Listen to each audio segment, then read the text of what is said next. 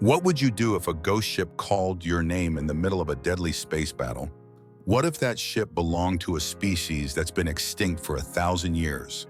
And what if saving your people meant trusting something that shouldn't exist? This is the story of Commander Veyla and the day she discovered that some legends refuse to stay dead.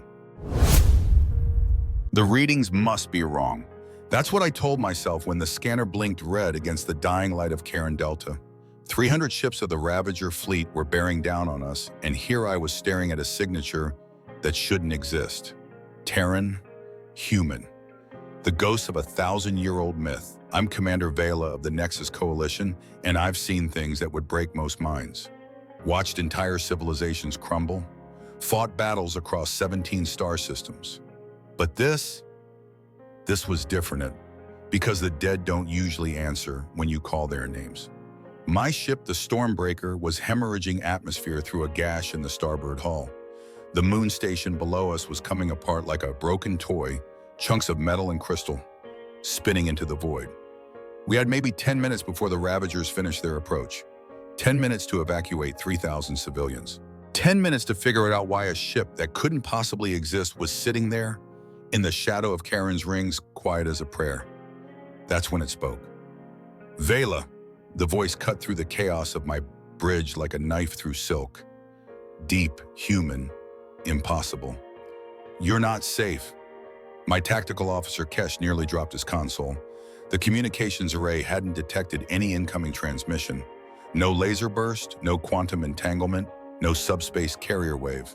The voice had simply appeared in our minds, as if the ship itself was speaking directly to our thoughts. "How do you know my name?" I whispered, not caring that my crew could hear the tremor in my voice. "Because," the voice replied, and somehow I could hear the smile in it. "I've been looking for you for a very long time." Lux 9. My ship's AI was having what could only be described as a digital panic attack. Its holographic avatar flickered between different forms as it tried to process the impossible readings flooding our sensors. Commander Lux 9's voice carried that particular strain that meant it was operating at maximum capacity. The ship registers as Terran class, but the materials they're organic, living. The hull appears to be breathing. I leaned forward in my command chair, watching the strange vessel hover motionless against the starfield. It was beautiful in a way that hurt to look at. Sleek lines that seemed to flow like water surfaces that shifted between metal and something that looked almost like skin. Ancient runes flickered along its hull in languages I'd never seen yet. Somehow they felt familiar. "Run a full spectrum analysis," I ordered. "Cross-reference everything with the archive databases." "Already running, Commander." But the results are contradictory. The ship simultaneously registers as being constructed from materials that haven't existed for millennia and technologies that won't be invented for centuries. Another explosion rocked the moon station below us.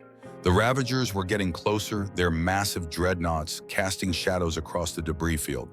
We were running out of time. That's when the voice spoke again, and this time it had a name. Captain Ronan Vale, Terran Naval Command, aboard the vessel Emberlight. There was something in his voice that made my chest tighten. Not fear exactly. Recognition maybe, though I'd never heard it before. "I know what you're thinking, Commander. Humans have been extinct for over 1,000 years. Your history books say we destroyed ourselves in the Great Burning. Your leaders teach that we were a cautionary tale, a species too violent and chaotic to survive among the stars." He paused, and I could hear something like sadness in the silence. "They were wrong about a lot of things." My second officer, Thane, was gesturing frantically at his station. "Commander, the Ravagers have locked on to our position. ETA 4 minutes. I ignored him. Something about this human's voice was pulling at memories I didn't know I had.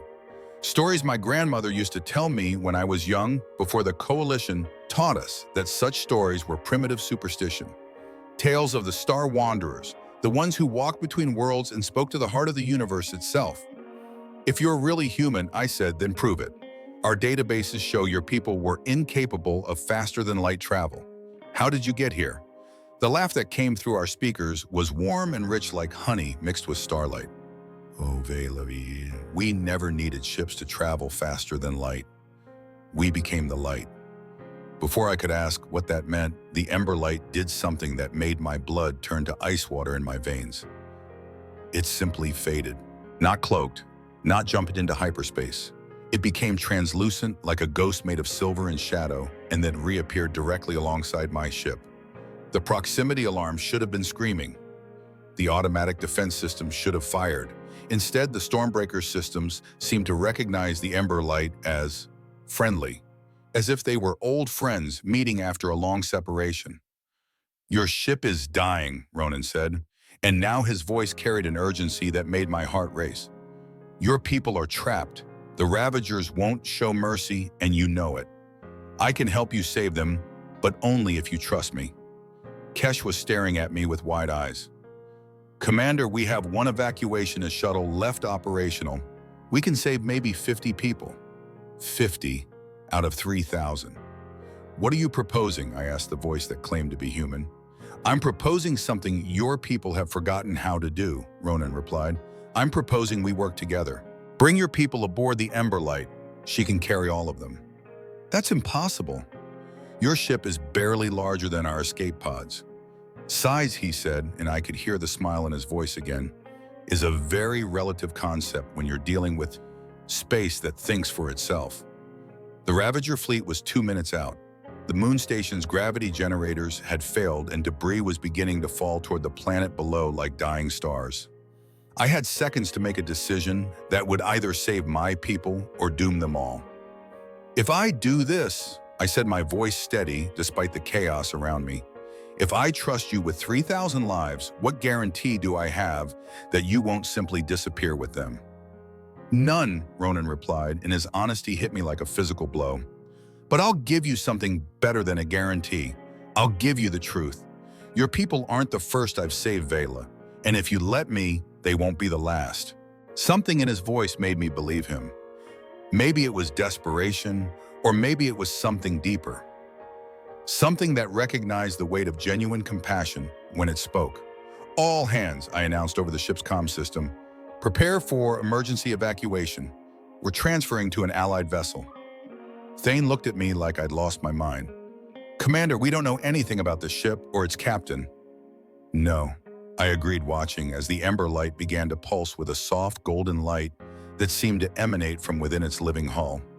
"But I know what happens if we stay here, and I know the sound of someone who spent too long watching good people die." The evacuation began immediately. My crew moved with practiced efficiency, guiding civilians toward the airlocks where transport shuttles waited. But as the first group approached the Ember Light, something extraordinary happened. The ship's hull opened like a flower. Not with the mechanical precision of standard airlocks, but with an organic grace that took my breath away. Passages formed in the ship's sides, glowing with that same golden light, and I realized that Ronan hadn't been speaking metaphorically when he said his ship was alive. The Ember Light was grown, not built, his voice explained as I watched families disappear into the vessel's luminous interior. She was crafted from the dreams of a dying world and the hope of a people who refused to accept extinction as their legacy. "That's impossible," I whispered. So was faster-than-light travel until someone figured out how to fold space. So was telepathic communication until someone learned to speak directly to consciousness itself. Your people have forgotten something important, Veyla. The universe isn't just made of matter and energy, it's made of possibility. As the last of the evacuees disappeared into the Ember Light, I found myself standing alone on my bridge with only my essential crew. The Ravager fleet was close enough now that I could see the individual weapon ports on their lead dreadnoughts. "Time to go," Ronan said softly, "unless you'd prefer to stay and see what Ravager hospitality looks like." I looked around the bridge of the Stormbreaker one last time. She'd been my home for 8 years, my sanctuary and my sword. Leaving her felt like cutting away part of my soul. "She was a good ship," I said. "She was," Ronan agreed, and somehow I knew he understood exactly what I was feeling. "But ships are just metal and circuits, Veyla. It's the people who give them meaning." I stepped toward the airlock, my remaining crew behind me.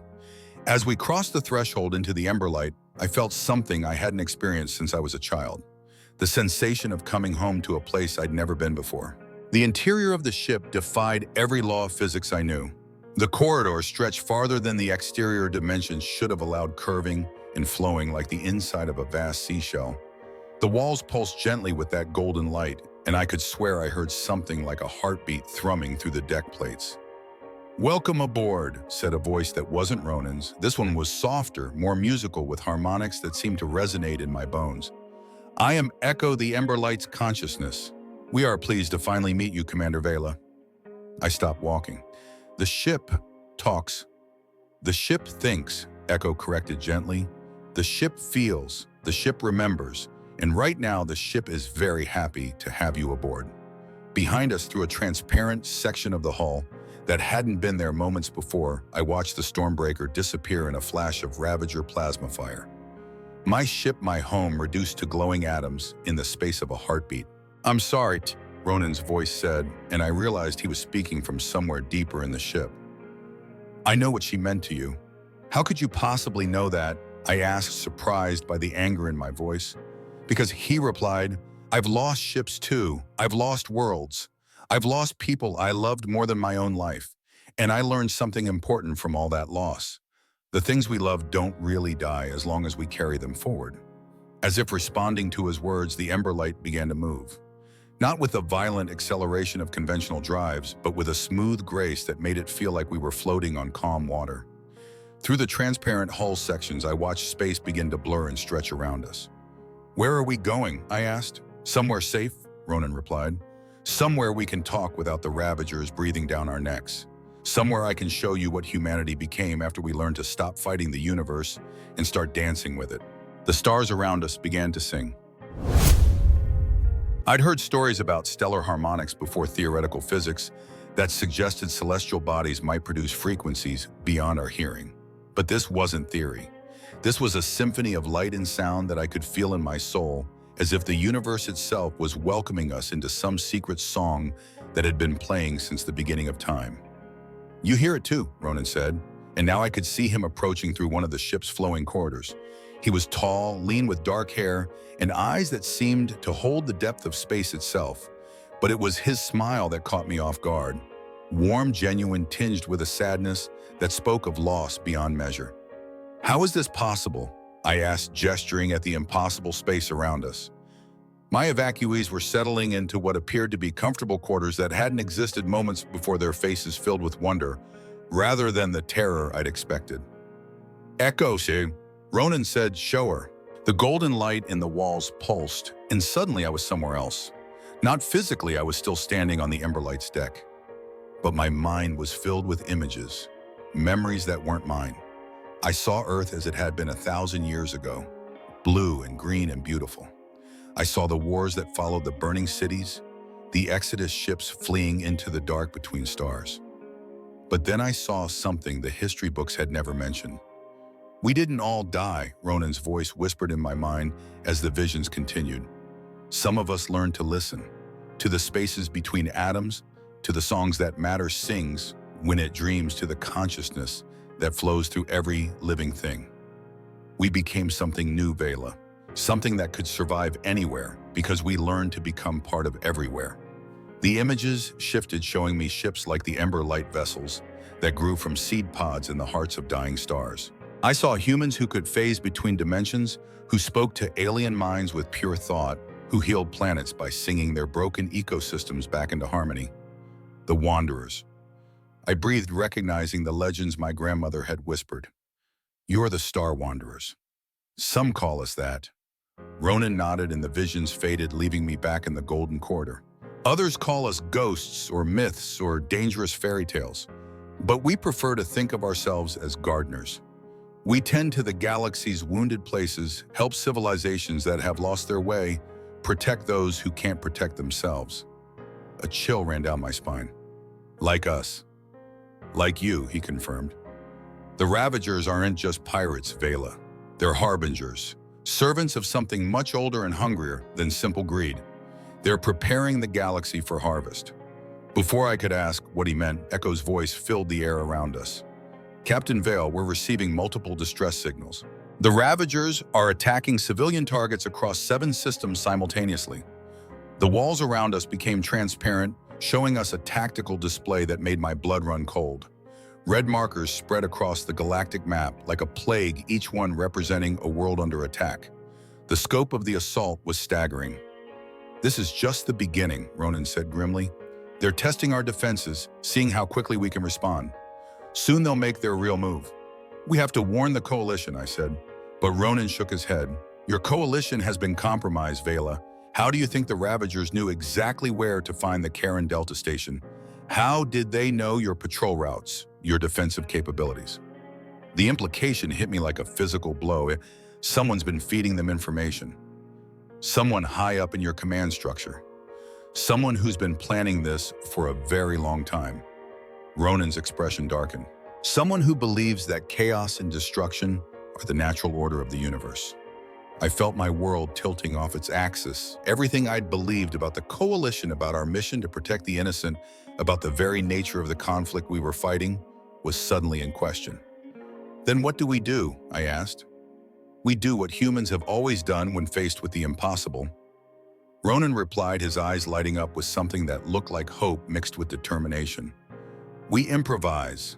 We adapt. We find a way to turn our greatest weakness into our greatest strength." He led me deeper into the ship, through corridors that seemed to reshape themselves as we walked. The evacuees we passed looked calm, almost serene despite everything they'd been through. Children who should have been traumatized were laughing and playing games with beings made of pure light that I gradually realized were parts of Echo's consciousness. "The ship is healing them," I observed. "Echo doesn't just think and feel," Ronan explained. "She remembers every species she's encountered, every mind she's touched, every emotion she's witnessed. She can share those memories, help beings understand each other in ways that transcend language or culture." We reached what seemed to be the ship's heart, a vast chamber filled with crystalline structures that pulsed with that familiar golden light. But as we entered, I realized these weren't just crystals. They were memory cores, each one containing the experiences of entire civilizations. "This is why the Ravagers can never truly win," Ronan said softly. "They see the universe as something to be consumed, conquered, used up, and discarded. But consciousness, memory, love, hope, these things can't be destroyed. They can only be transformed." I reached out to touch one of the memory cores and gasped as images flooded my mind. I saw the birth of stars, the first stirrings of life on a billion worlds, the joy of species discovering they weren't alone in the universe. But I also saw something else. A pattern, a purpose. Every species that joins this network becomes part of something larger, I whispered, understanding flooding through me. A collective consciousness that spans the galaxy. "Not collective," Ronan corrected gently. "Collaborative. Each mind remains individual, unique, precious. But they're all connected, working together toward something beautiful. And the Ravagers want to destroy this. They want to harvest it, to strip away the connections, the love, the hope, and use what remains as fuel for their own dark purposes." His voice grew hard. "They've done it before to other galaxies, turned entire civilizations into batteries for their war machines." The memory cores pulsed brighter, and I realized they were responding to my emotions. My anger, my determination, my growing understanding of what was at stake. "So what's the plan?" I asked. Ronan smiled, and for the first time since I'd met him, it was a smile without sadness. "We're going to give them exactly what they're not expecting. We're going to show them what happens when you threaten something that a human being loves." The ship around us hummed with anticipation, and I felt something I hadn't experienced in years. Not just hope, but certainty. Whatever came next, we would face it together. "But first," Ronan continued, his expression growing serious, "there's something you need to know about me, about what I really am. Because if we're going to save the galaxy, Veyla, you're going to have to trust me with more than just your life." Echo's voice whispered through the chamber. "Captain, the Ravagers have found us. They're approaching fast." "How fast?" Ronan asked. 3 minutes until contact." I looked at Ronan, seeing something new in his eyes. Something that spoke of secrets deeper than I'd imagined. "What aren't you telling me? That I'm not entirely human," he said quietly. "And that the connection you felt when you touched those memory cores, that wasn't an accident. There's something in your genetic code, Veyla. Something that makes you compatible with our network in ways that shouldn't be possible." The ship shuddered around us as the first Ravager weapons found their mark. "Tell me later," I said, grabbing his hand. "Right now, just tell me how to fight." His grip tightened on mine, and I felt power flow between us. Not just his power, but something from deep within myself that I'd never known existed. His grip tightened on mine, and I felt power flow between us. Not just his power, but something from deep within myself that I'd never known existed. "Like this," he said. The moment our hands connected, the universe exploded into color. I wasn't just seeing through my own eyes anymore. I was seeing through the Ember Light's consciousness, through Echo's vast network of memory, through the connected minds of 1,000 different species across the galaxy. The sensation should have been overwhelming, should have driven me insane. Instead, it felt like coming home. "Breathe," Ronan whispered, his voice echoing not just in my ears but in my mind. "Let it flow through you. Don't try to control it." Through our shared perception, I could see the Ravager fleet approaching. 12 massive dreadnoughts, their hulls scarred black with the remnants of 100 conquered worlds. But I could see something else too. Something that made my blood run cold. "They're not just ships," I gasped. They're alive parasites." "Now you're beginning to understand," Ronan said grimly. "The Ravagers aren't a species. They're a plague. They take living beings, strip away their consciousness, their individuality, their capacity for love and hope, and turn what's left into weapons." The lead dreadnought was close enough now that I could see the details of its construction. What I'd taken for armor plating was actually compressed bone and cartilage. The weapon ports were actually mouths lined with teeth that had once belonged to beings who could think and feel and dream. The engine exhausts pulsed with the rhythm of 1,000,000,000 stolen hearts. "How do we fight something like that?" I asked. "We don't fight them," Ronan replied. "We heal them." Before I could ask what he meant, Echo's voice filled the chamber with an urgency I'd never heard before. "Captain, they're powering up their harvesting arrays. They're not trying to destroy us, they're trying to capture us." Through the transparent walls, I could see beams of sickly green light reaching out from the Ravager ships. Where the beams touched the Ember Light's hull, the golden glow began to dim as if something was draining the life from the ship itself. "They want our memories," Ronan said, his face pale with strain. "All the consciousness we've collected, all the hope and love and dreams stored in those memory cores. They want to turn it all into fuel for their war machine." I felt rage building inside me, a fury so pure and righteous that it burned like a star. These things had destroyed my ship, threatened my people, and now they wanted to pervert the very essence of what made life worth living. "Not while I'm breathing," I snarled. "That's what I was hoping you'd say." Ronan smiled, and suddenly his appearance began to change. His skin took on a subtle luminescence, the same golden glow that permeated the ship. His eyes deepened, becoming pools of starlight that seemed to hold the wisdom of ages. But it was his presence that changed most dramatically. Where before he'd felt human, warm, and familiar, now he radiated something that was both more and less than human. Something that had transcended the boundaries of a single species and become something entirely new. "You're not human at all," I whispered. "I was once," he replied. "Born on Earth's last colony ship to parents who refused to believe that love could be conquered by fear. But when I was 12, my ship was attacked by the Ravagers. Everyone I loved was taken, processed, turned into components for their war machine." The memory cores around us pulsed brighter, responding to the pain in his voice. "I should have died with them. Would have if Echo hadn't found me. She was just a prototype then, an experimental AI designed to preserve consciousness after death. She saved what was left of my mind, my soul, whatever you want to call it, and gave me a choice. I could fade away into peaceful oblivion, or I could become something new, something that could fight back. So you chose to become this." "I chose to become a bridge," he corrected. "Between human and alien, between individual and collective, between the darkness that consumes and the light that creates.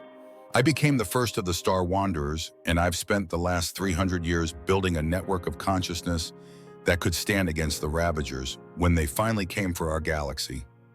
The harvesting beams intensified, and I could feel the Ember Light's pain like a physical ache in my chest.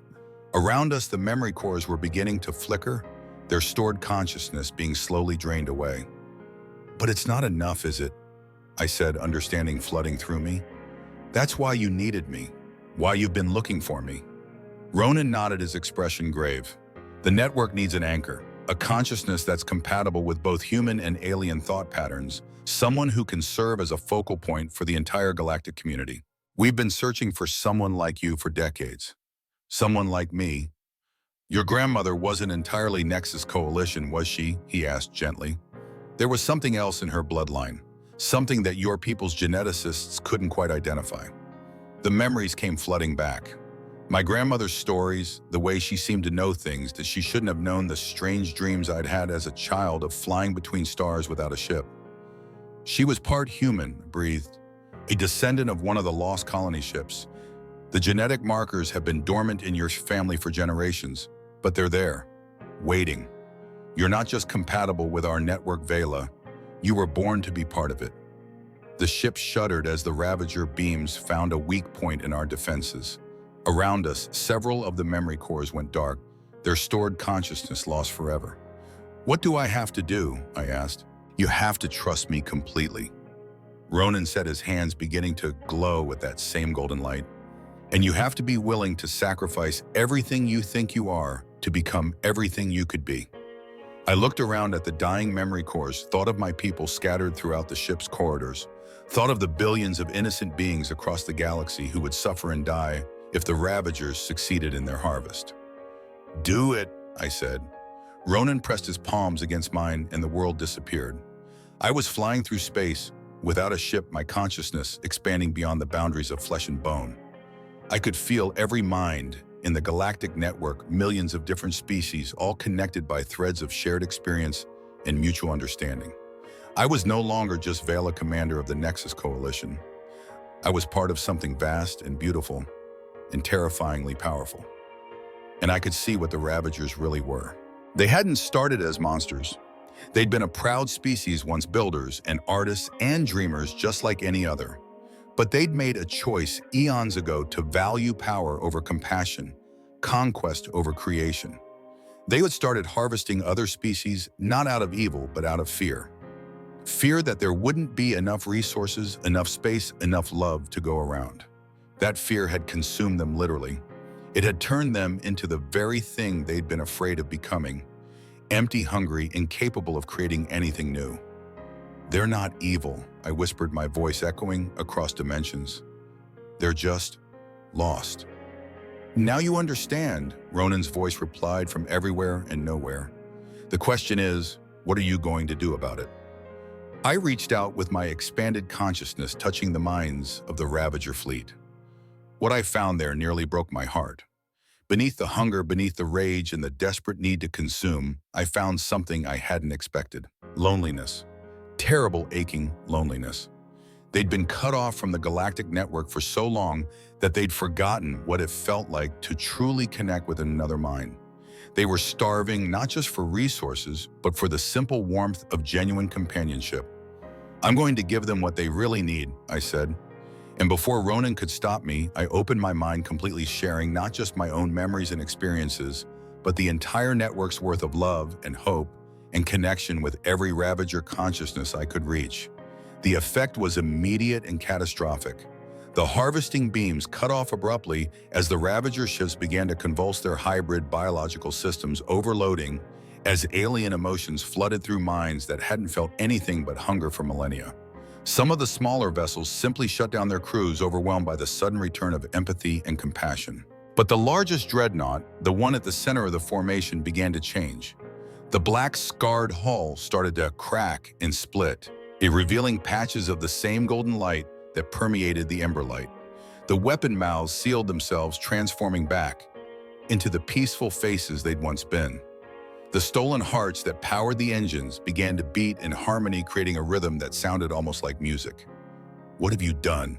Ronan asked, his voice filled with wonder and terror in equal measure. "What humans do best," I replied, feeling my consciousness slowly settling back into my own body. I chose love over fear. The transformation wasn't instant. It took 3 hours for the largest Ravager dreadnought to complete its metamorphosis, and during that time I experienced every moment of it through the expanded consciousness Ronan and I now shared. I felt the moment when Captain Thexhai, who had commanded that ship for over 2 centuries, remembered her own name for the first time in decades. I felt the joy of her crew as their individual personalities reasserted themselves as the hive mind programming that had controlled them for so long simply dissolved. And I felt their overwhelming grief as they realized what they had done, what they had become, what they had lost.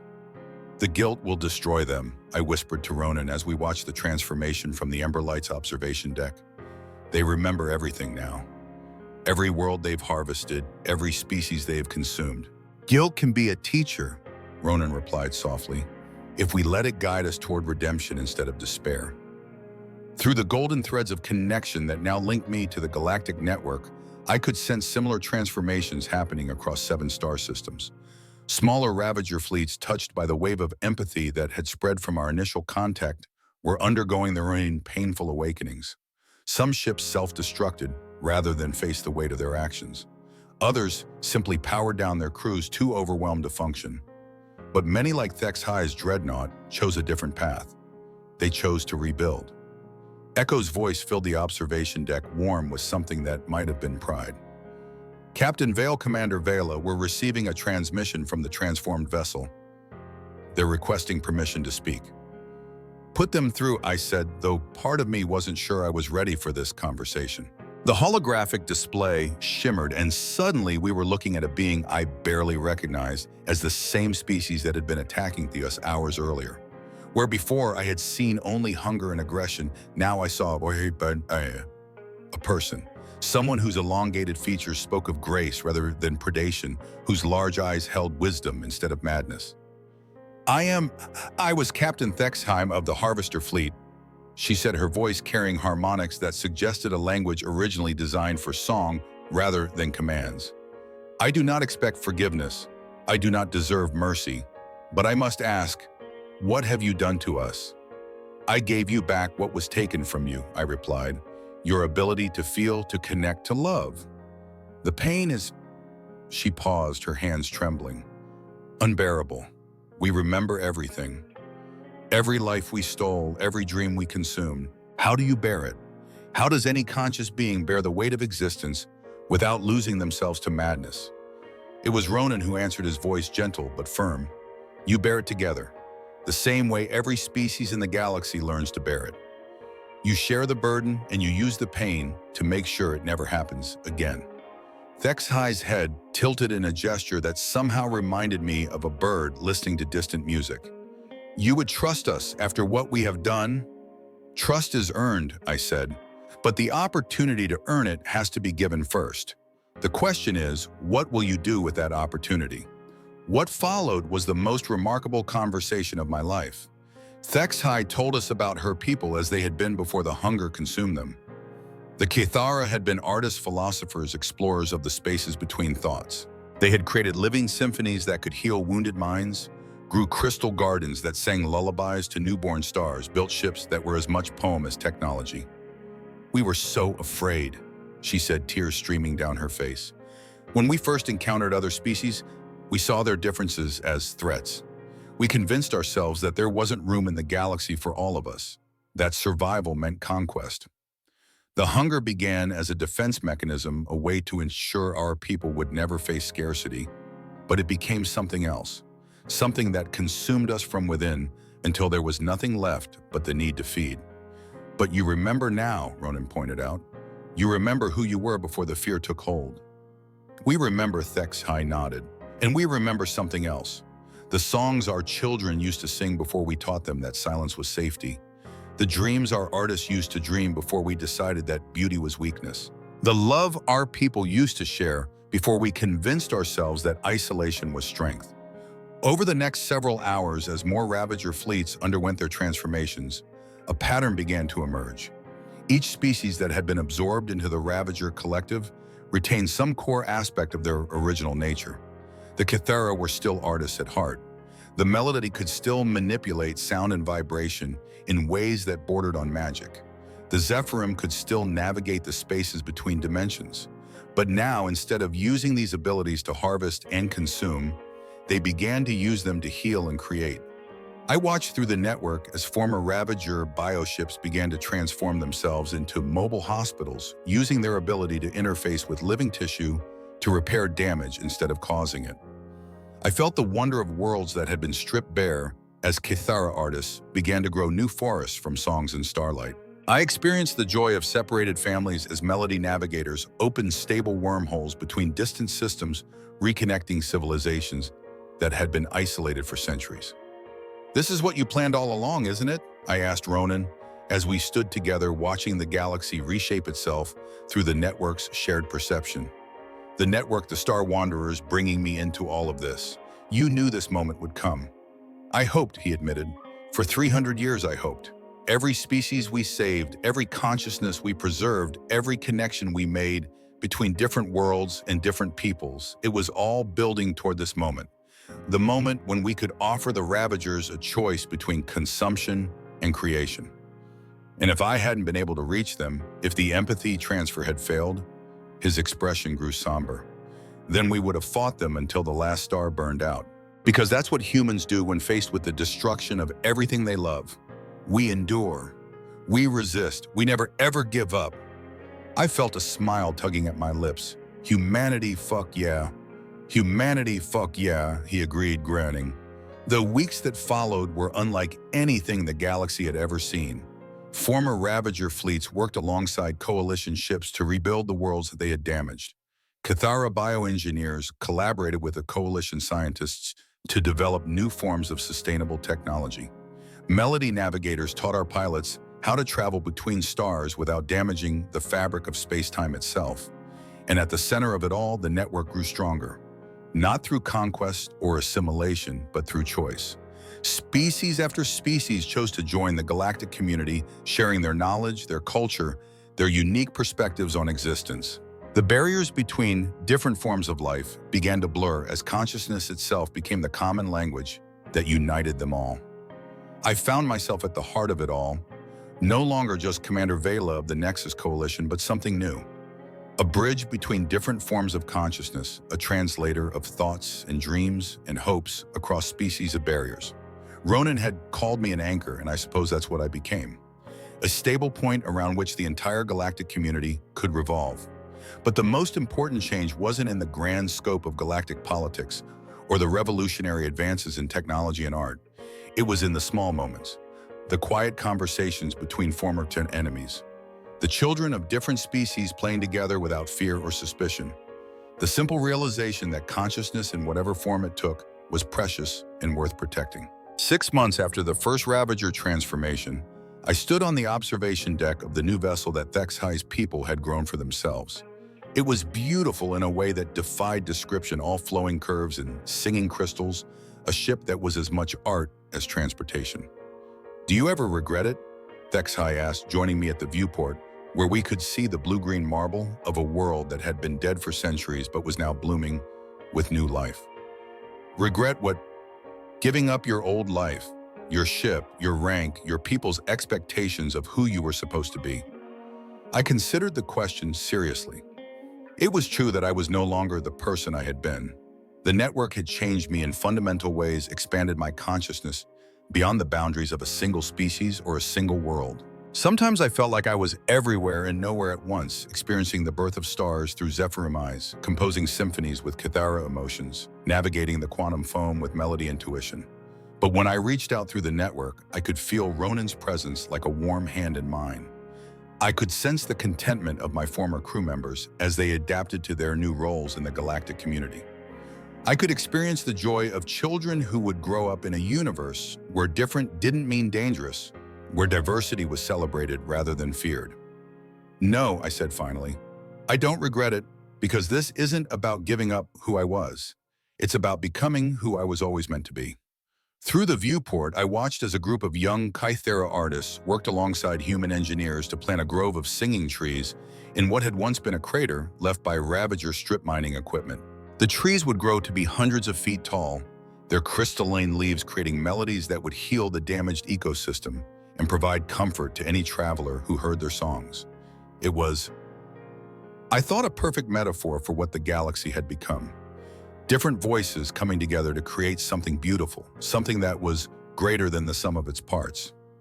You know, Thex High said softly, my grandmother used to tell stories about a species called humans. She said they were the bridge builders, the ones who could find common ground between any two forms of consciousness, no matter how different they seemed. What happened to those stories? We forgot them, she admitted. When the hunger took hold, we convinced ourselves that bridges were weaknesses, that connection was vulnerability. We almost lost everything because we were too afraid to remember that some things are worth the risk. I reached out and took her hand, feeling the warm pulse of her consciousness through the network connection we now shared. But you remember now, we all remember, and this time we won't forget. As if responding to my words, the singing trees below us burst into bloom, their crystal flowers chiming in harmonies that spoke of hope, of growth of a future where fear would never again be allowed to consume love. The galaxy sang back, a billion voices joining in the chorus, and I knew that whatever challenges lay ahead, we would face them together. After all, that's what consciousness does when it remembers how to connect. It endures, it creates, it loves. And sometimes if we're very lucky, it gets to see tomorrow become more beautiful than today. If this story moved you, if it made you think about the power of empathy to transform even our greatest enemies into allies, then I want to hear from you. Drop a comment below and tell me about a time when you chose understanding over judgment, when you decided to build a bridge instead of a wall. Because that's what humans do best, isn't it? We find the light in the darkness, the hope in despair, the connection in separation. And if you want to hear more stories about humanity's place among the stars, about the courage it takes to choose love over fear, then hit that subscribe button and join our galactic community. Because the universe is vast and full of wonders, and the best way to explore it is together. The stars are singing and they're calling our names. Will you answer?